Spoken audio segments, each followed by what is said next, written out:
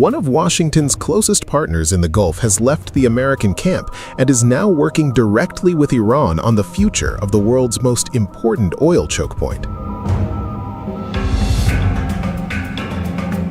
Iran has announced that it has finalized a mechanism with Oman to manage navigation through the Strait of Hormuz, one of the world's busiest and most strategically important maritime corridors.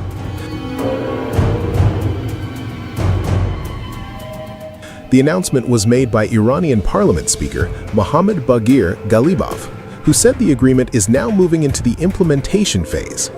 According to Ghalibaf, the arrangement is based on Article 5 of the Memorandum of Understanding signed between Iran and United States after the recent conflict. But despite the MOU involving Washington, Ghalibaf stressed that the practical implementation of navigation in the Strait of Hormuz would be carried out through cooperation between Iran, Oman, and other Gulf states, not by the United States.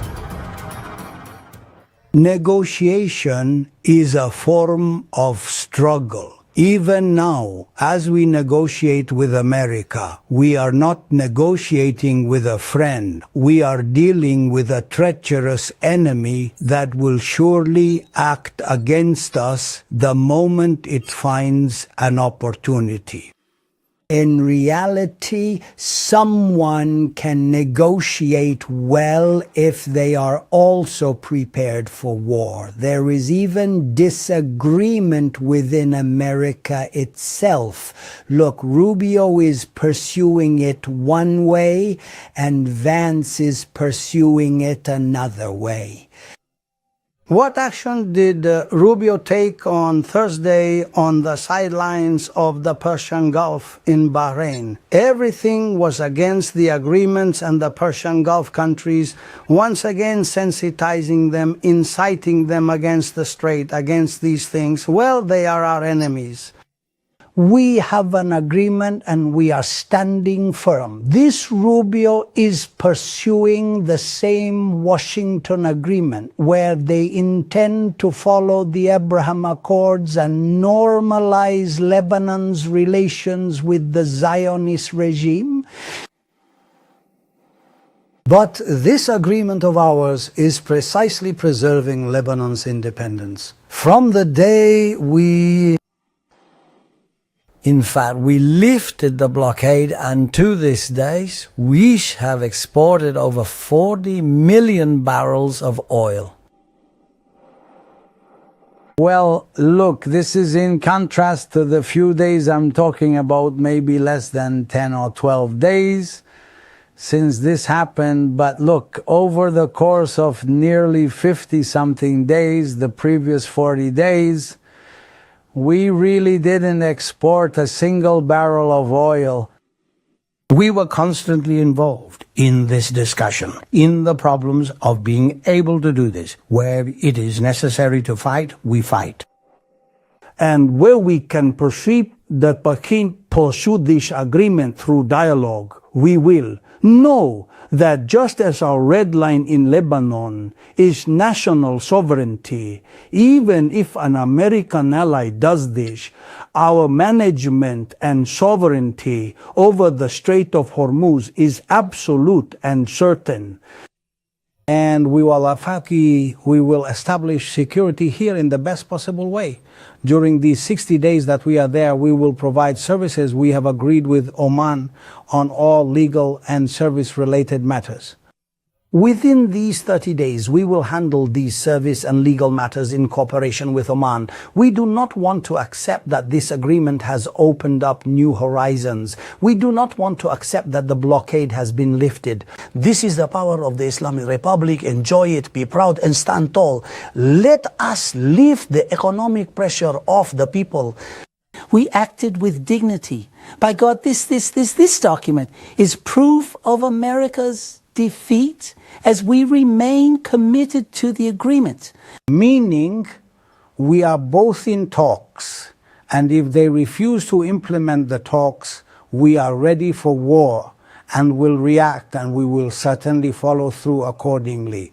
Well, this issue is different in Lebanon.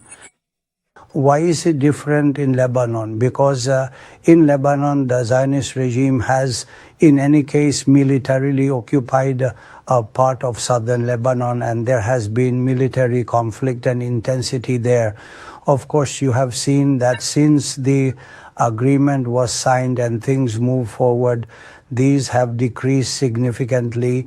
In the realm of diplomatic discussions, we are in fact pursuing these talks to realize those 5 conditions that must either be implemented immediately, or that the implementation process has begun within the time frame specified in the agreement, so that we can be certain the implementation will be completed by that time. Now, 48 hours ago in Washington, after 4 or 5 rounds of negotiations between Lebanon and the Zionist regime, they spoke there. They also reached a framework, a conclusion there. The people of Lebanon do not accept that conclusion. It is against the Lebanese constitution. In a way, Israel is officially returning to Lebanon, and it is even placing the Lebanese army at the service of the Zionist regime so that it can ensure the security of the Zionist regime. Oman occupies a unique position in the Gulf. It has long been one of Washington's closest regional security partners, hosting military cooperation with the United States while also maintaining cordial relations with Iran. For decades, Muscat has acted as a trusted mediator between Tehran and Washington, quietly facilitating negotiations during periods of heightened tension. Now Iran says that same relationship is being used to implement Article 5 of the ceasefire framework. What is Article 5? According to the text cited by Iranian officials, Article 5 calls for Iran to hold discussions with Oman to determine the future administration and maritime services in the Strait of Hormuz. The process is also expected to involve consultations with other Gulf states bordering the strategic waterway, and to operate in accordance with international law and the sovereign rights of the coastal states. The Strait of Hormuz carries roughly 1/5 of the world's oil and LNG shipments, making stability there critical for global energy markets. The announcement is diplomatically significant. If implemented, it would mean that a close U.S. partner, Oman, is working directly with Iran on one of the world's most strategically important waterways under the framework of a U.S.-Iran agreement. Whether this develops into a lasting regional maritime mechanism will depend on how other Gulf states respond, how Washington interprets Article 5, and whether the broader ceasefire continues to hold. And as implementation begins, attention will now turn to whether this unusual cooperation between a key U.S. ally and Iran can help stabilize one of the world's most critical maritime choke points.